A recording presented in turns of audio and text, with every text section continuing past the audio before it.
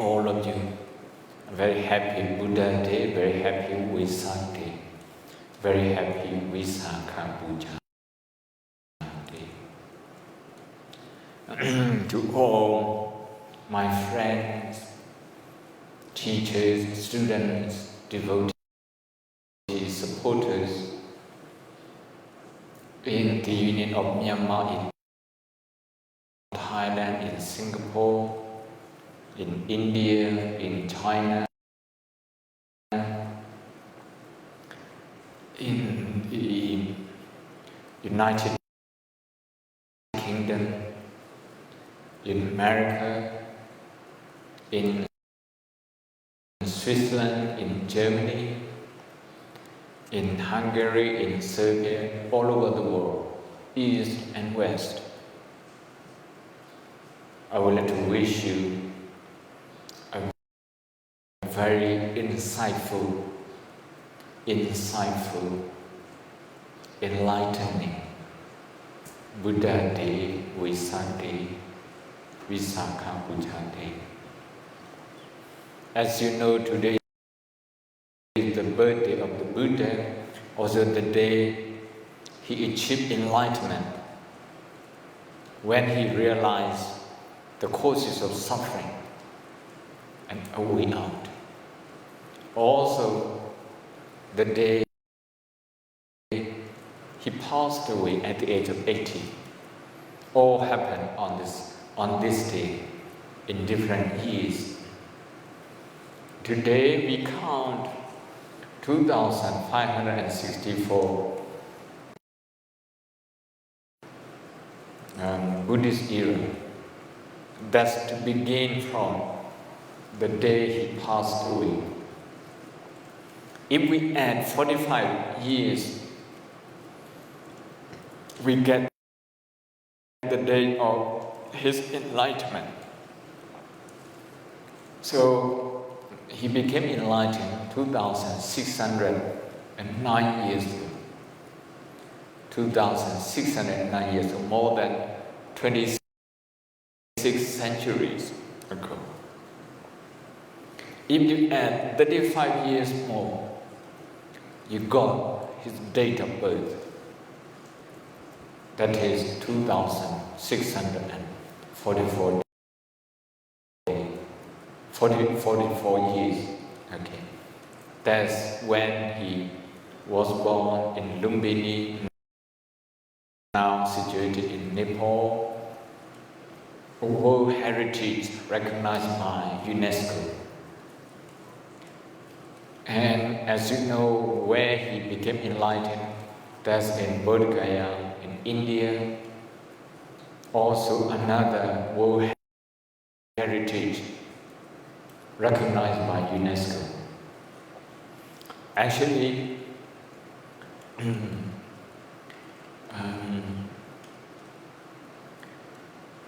the place where he first taught, where he first gave sermon, the first sermon, Varanasi, that place is also a World Heritage protected by UNESCO. Today, what message we should we should cultivate in our heart? What's the message we should be taking seriously from the teaching of the Buddha? I like to refer you to the message of greeting by the United Nations Secretary General to Buddhists all over the world. You can look at that on the UN website. The Secretary General emphasized one point, that is, in the world today, intolerance, that is, everybody is easily stressed out, from work, from competition, and now also by the COVID-19 coronavirus. So much stress. With that sustained stress, we become so intolerant towards each other. We lose our temper easily, we become negative easily, we start losing the enjoyment of life easily. We become frustrated so easily. We get irritated so easily. So when you read the news on the Facebook, the comments on the Facebook, just check your mind if you become positive or negative. If your mood is going up or going down, just check that. That's called mindfulness. To know your emotion, to know your mood is called mindfulness. That's what the Buddha discovered.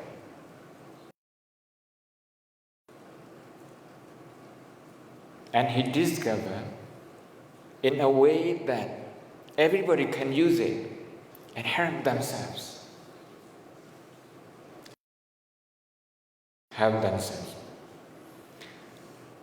If we are aware of our own emotion, then the problem of intolerance that the United Nations Secretary General points out can be managed. Intolerance between two people, intolerance between two families, intolerance at work, intolerance between two companies, two ministries, two professionals, or two professions.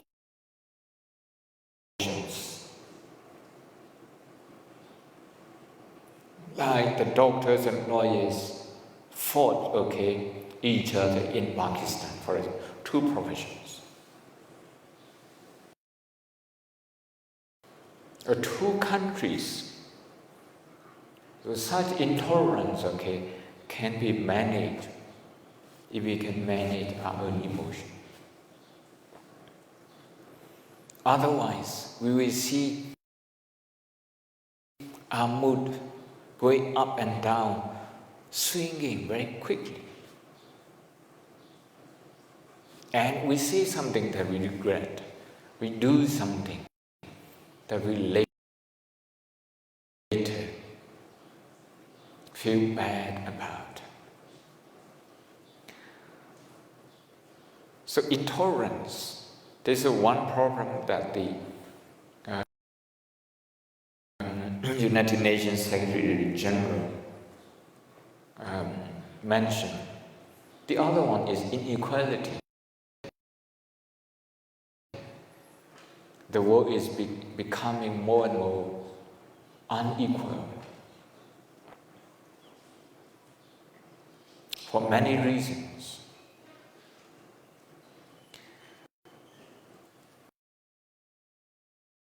So in this kind of environment, the United Nations Secretary General says the world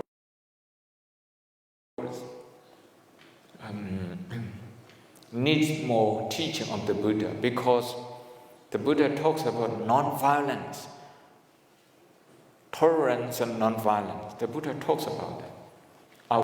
Ahimsa is part of the middle part. Without the ability to tolerate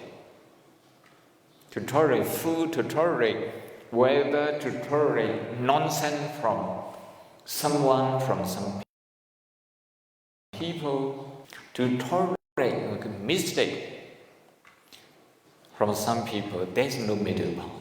When I say tolerance, we are not talking about being passive and say nothing. We are talking about empathizing the person who is making mistake, who is saying nonsense, who is suffering. Look at them as people who are suffering. Empathize with them. And then help them to overcome them. We need to consider ourselves as a doctor. We need to train our mind so that we can act like a doctor.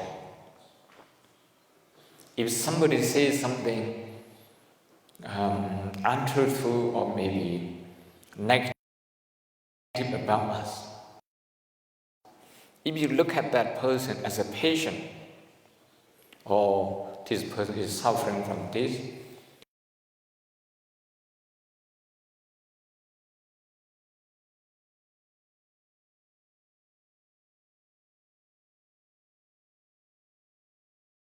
how can I help this person? If you think that way, that person not only becomes your patient, that person becomes your child. You become not only a doctor, but you become also a parent. You want to bring this person up. That is why mind development is essential. It doesn't matter whichever university we have been to, how much we earn, how many places we have been, how many things we have done. Been there, done it, those things, they are just fleeting experiences. They are not here to keep us happy forever. So, what we need, therefore, is to change our mindset, to change our attitude. That is called compassion. It's called pro-social thinking. Pro-social thinking. The Oxford Handbook of Compassion Science describes compassion as pro-social thinking. Meaning thinking for other people, thinking about other people. Empathizing, at least empathizing their problem. If possible, offering some help. That's the only way we can strengthen ourselves. The only way we can build a resilience within ourselves. We cannot isolate ourselves and then feel resilient, because we are just so interconnected. What happened in other countries affects us. What happens here impacts other people in other countries as well. It's a global village. So the law of interdependence that the Buddha taught, is to tell us that we must never isolate ourselves. When we are happy, our happiness can only be sustained if there are many other people in our family, in our circle, are also happy.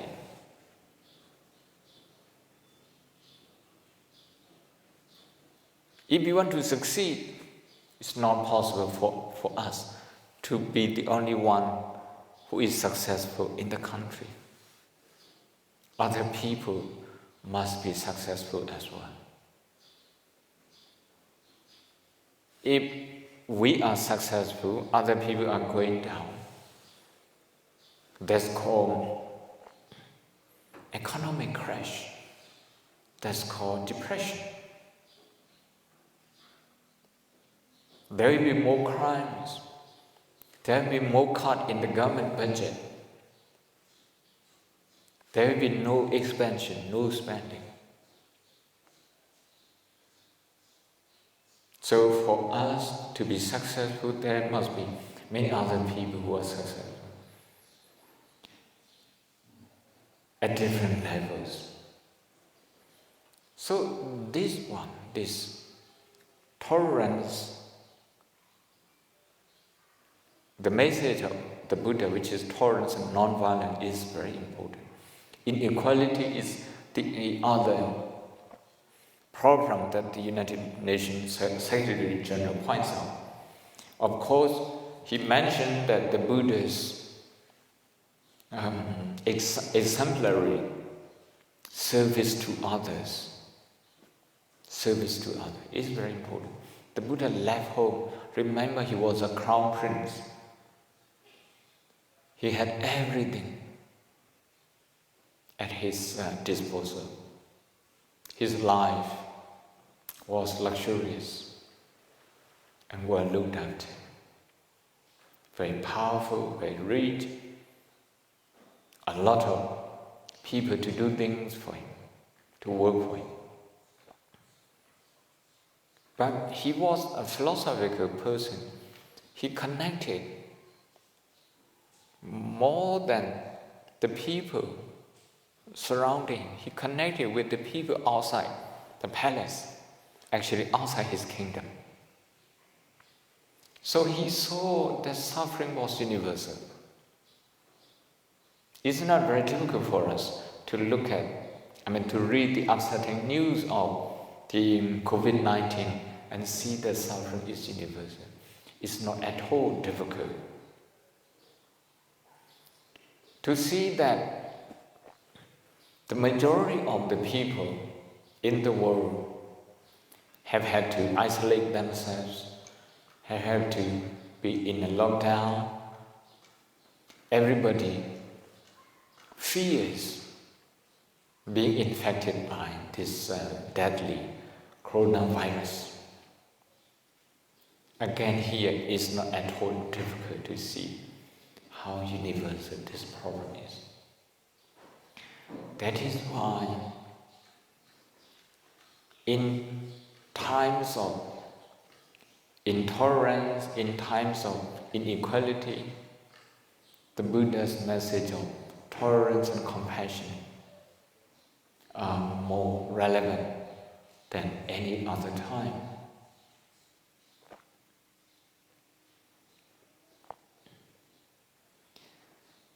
In order to build up tolerance and service to others, we need to train our mind, we need to calm our mind down. We need to connect first and foremost with our breathing in and out, with the pain in our body, with the emotional pain, with the frustration. Connect with them mindfully. Breathe in and out. Going through this pain for 1 minute, for half a minute, then turn your attention to something else. The moment you experience suffering mindfully is the moment you grow in many aspects. Emotionally, intellectually, socially, you grow up. You grow up. The highest point is called enlightenment. So with this Vesak message, I'd like to wish all of you an insightful Vesak. May this holy day bring you safety, good health, good decision, resilience, connection with the whole world, happiness and success. Bhavatu sabba mangalam rakhantu sabba devata sabba buddhanubhavena sabba dhammanubhavena sabba sanghanubhavena saddha siddhi bhavantu te.